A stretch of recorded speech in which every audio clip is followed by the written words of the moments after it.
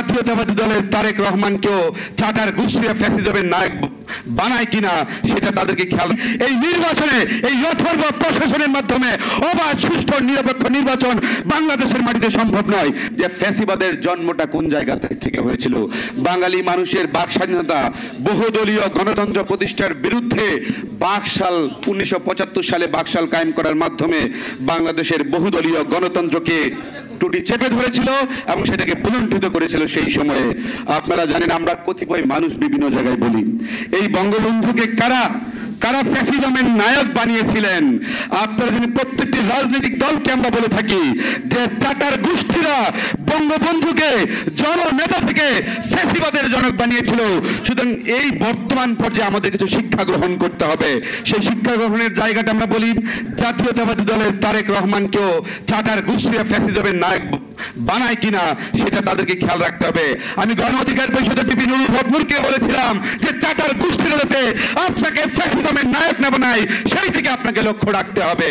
সুতরাং ফ্যাসিজম কিভাবে সৃষ্টি হয়, কিভাবে তৈরি হয়, সে বিষয়টা আমাদেরকে অবহিত হতে হবে।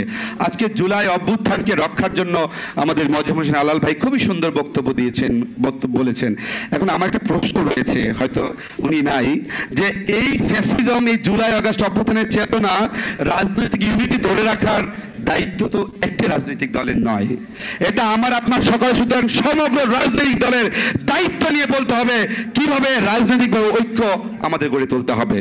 দেখা যায় আমরা সকলে যে দাবি দেওয়া রয়েছে সেটা বাস্তবায়ন করার জন্য লোক নাই। সুতরাং আপনারা জানেন, আমি 2-3টা কথা বলি এখানে, যে আমরা বলেছি মরণোত্তর বিচার বাংলাদেশে হয় সেই জায়গা থেকে 72 থেকে 75 শাসন আমলে যে ধরনের এক্সট্রা জুডিশিয়ারি কিলিং এবং জুডিশিয়াল কিলিং হয়েছে, সেই কিলিং এর সেই সময় যে শাসক ছিলেন শেখ মুজিবের মরণোত্তর বিচার বাংলাদেশের মাটিতে কায়েম করতে হবে। আমরা দ্বিতীয় একটা কথা আমার চিন্তা হয়, এই যে জুলাই আগস্ট অভ্যুত্থান, এই অভ্যুত্থানকে আমরা কোনভাবে দেখছি আমাদের বিচার করতে হবে। এই জুলাই আগস্ট অভ্যুত্থানে, এই অভ্যুত্থান পরবর্তী আপনাদের ইতিহাসের সর্বনিকৃষ্ট শাসক হিসাবে রোমানিয়ার শাসক চাশেস্কুকে বলা হয়। সুতরাং বাংলাদেশে এই সরকারের কাজটা কি?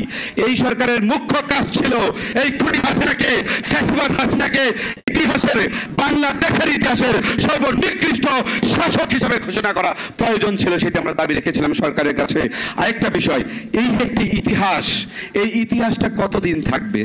জুলাই আগস্ট অভ্যুত্থানের ইতিহাসটা আমরা কিভাবে ধরে রাখতে পারি? সেই জায়গায় আমরা কতিপয় জায়গায় বলেছি যে জুলাই আগস্ট অভ্যুত্থানের একটি সমৃদ্ধ ইতিহাস রয়েছে। 1400 মানুষের খুন, 1400 মানুষের খুন এবং 30,000 আহত মানুষ, পঙ্গুত্ব মানুষের ইতিহাসের মাধ্যমে জর্জরিত জুলাই আগস্ট অভ্যুত্থান। সুতরাং তাদের ইতিহাসকে ধরে রাখতে হলে কি করতে হবে?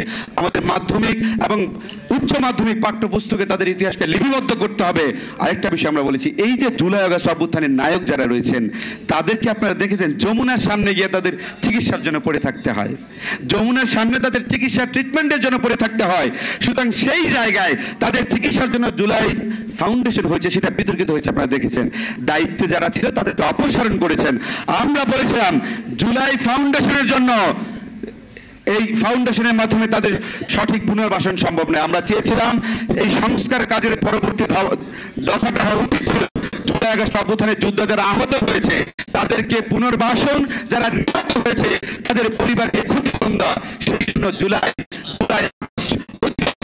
জন্য আমরা দাবি করেছিলাম। সুতরাং স্পষ্টভাবে আজকে এই রাষ্ট্রনায়ক দেখেছেন, অনেকেই আমরা লোকাল যারা একদম রুরাল পিপুল অনেকেই জানে না হোয়াট ইজ ডেভেলপমেন্ট। অনেকেই বলে ঢাকা শহর এত বড় বড় ফ্লাইওভার দেখেছি, হাসিনা অনেক কাজ করেছে। আমরা এই বিষয়টা আমাদের রাজনৈতিক নেতৃবৃন্দদের, লোকাল এবং রুরাল পিপুলদেরকে সচেতন করতে হবে। বাংলাদেশে যেই ধরনের ডেভেলপমেন্ট হয়েছে, that's call the effect of globalization.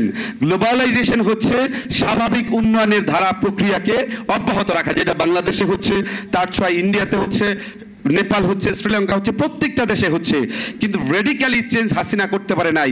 Radically change যদি আমরা উন্নত কান্ট্রির বা উন্নয়নের রোল মডেল